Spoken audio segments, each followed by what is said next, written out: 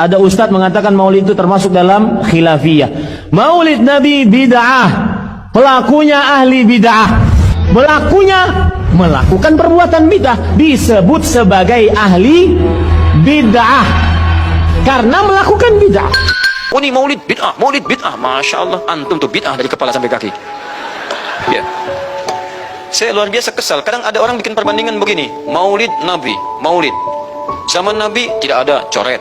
Zaman sahabat tidak ada, coret. Zaman tabi'in tidak ada, coret. Zaman ini ada, lalu diserupakan, ya ikut-ikut ke sini. Antum kalau mengamalkan hukum seperti ini fatal. Zakat pakai beras. Zaman Nabi coret. Zaman sahabat coret. Ya, zaman tabi'in coret. Zaman ulama coret. Zaman antum ada bid'ah antum.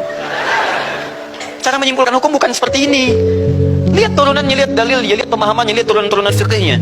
Ya, bagaimana bisa zakat pakai beras ini jadi? Padahal contoh nggak ada, dalil nggak spesifik. Ayo coba temukan, Nabi zakat pakai beras, temukan. Kalau antum menemukan, masya Allah, saya bermohon kepada Allah supaya Allah mempercepat hajinya antum dan masuk surga tanpa hisab. Tiap hari saya doakan. Tidak cukup dengan amin, cari dulu. Cari di setiap hadis Nabi zakat pakai beras. Saya sampaikan pada antum, sampai kiamat kurang 2 hari, antum nggak akan temukan. Sehari lagi buat sadar, ngapain nyari? Ya, karena Nabi tidak pernah bersentuhan dengan beras. Silakan cari di kitab hadis palsu pun, sepalsu-palsunya nggak akan ditemukan. Capek pemalsu hadis mengarang hadis palsu tentang itu, nggak akan didengar, nggak akan dilihat. Kenapa? Karena tidak ada. Nah, kata Muawiyah, hadza irdun, itu makanan pokok. Nabi zakat pakai kurma, pakai gandum. Ya, lihat, karena itu makanan pokoknya. Makanya setiap makanan pokok yang digunakan, kata para ulama, mendekati kaidah usul fikihnya. Lihat, kaidah usul fikih diambil di sini.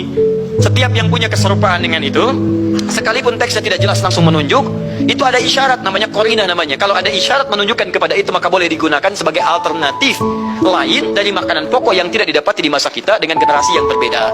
Tapi kalau makanannya sama di setiap generasi, dia zakatnya pakai itu.